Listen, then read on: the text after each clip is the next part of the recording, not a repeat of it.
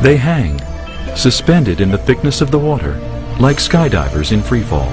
Their almost identical underwater gear makes them look like a SWAT team. They never let themselves forget that water is a hostile environment, not suitable for human life. All of this to be able to enjoy diving to the fullest and to minimize the risk of not being able to make it back to the surface. But many Russian divers have often turned a blind eye to such strict rules.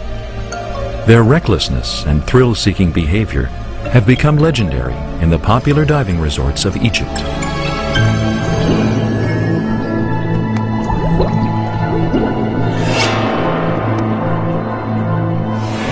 For many Russian tourists, Egypt is where their first love for diving is born. Many, while on vacation, and often out of mere boredom, go for an introductory dive, then weeks or months later, return to complete the first phase of the diving course. And here, the luck factor comes into play. A good instructor will help you develop a lifelong love of the sea. A bad one, in best-case scenario, will change your mind about taking up diving. In worst-case scenario, will let you develop a hobby that will turn into a dangerous pastime, often with tragic consequences. The beginning of 2007 proved fatal to Russian divers. Several deaths in a row occurred during the weeks of Russian Christmas holidays in different parts of Egypt. Immediately, everyone began to wonder if these deaths were a result of a fatal convergence of circumstances, a misalignment of the stars, or a result of the mysterious nature of the ever-impulsive Russian soul. None of the incidents that took place in the early months of 2007 could name the exact cause of the divers' deaths. Official reports mentioned dire weather conditions or unfortunate circumstances.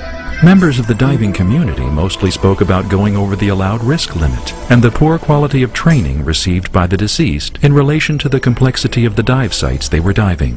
On January 6, 2007, a group of 5 divers, including 3 Russians, a Dutch, and an Egyptian dive guide, rented a motorboat and headed out to dive Elphinstone Reef.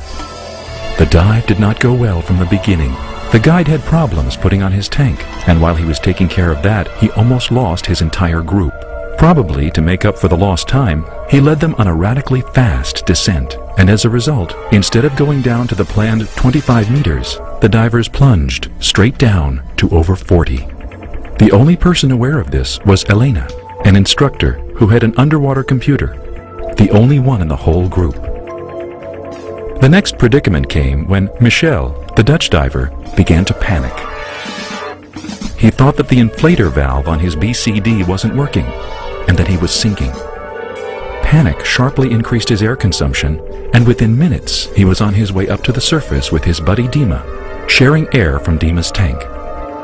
In the middle of such underwater mayhem, the divers probably neglected to pay attention to the current, which that day was not only especially strong, but going northbound against the wind. As a result, when the 5 divers surfaced, there was not a vessel in sight. Meanwhile, the skipper of the motorboat was desperately looking for the divers in the original spot of descent. The divers spent the whole day at sea waiting to be found. Floating on their backs, some tried to lightly work their fins toward the shore. Then, just before sunset, one of the Russian divers, Vladislav, decided to discard his gear and swim towards the shore with the remains of his strength. The others did not dare to follow.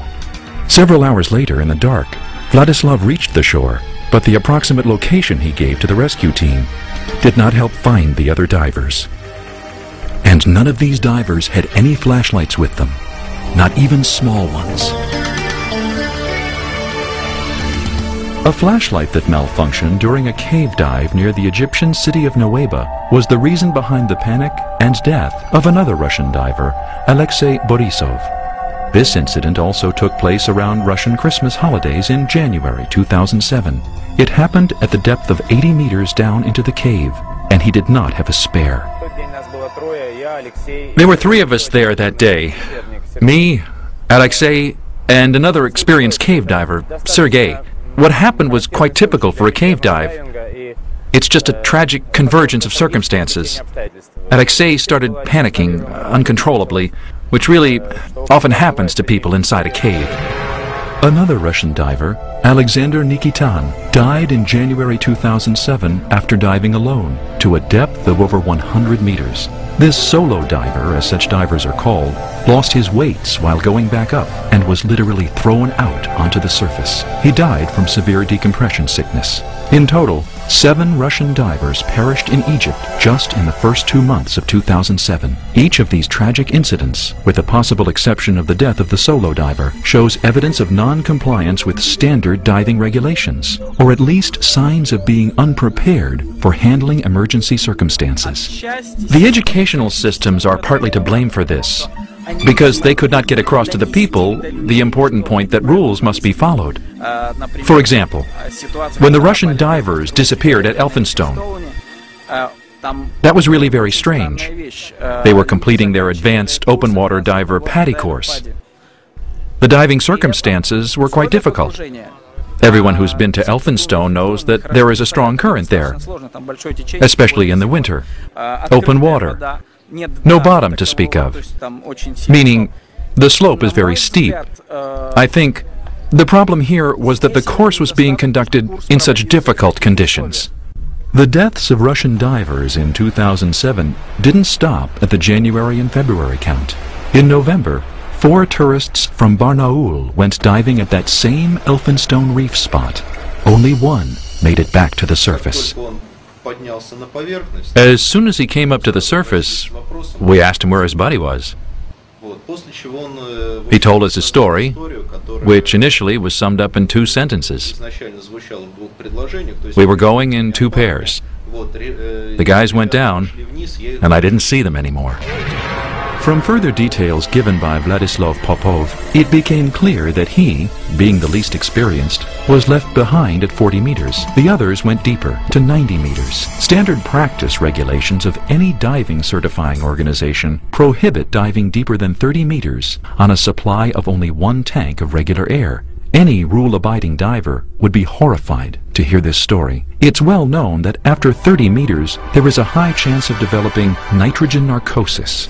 Divers can fall into a state of either euphoria or panic and behave and react inadequately. Besides, coming back up from 90 meters requires lengthy decompression stops, and 1 tank of air is not simply insufficient, but will undoubtedly lead to a catastrophe.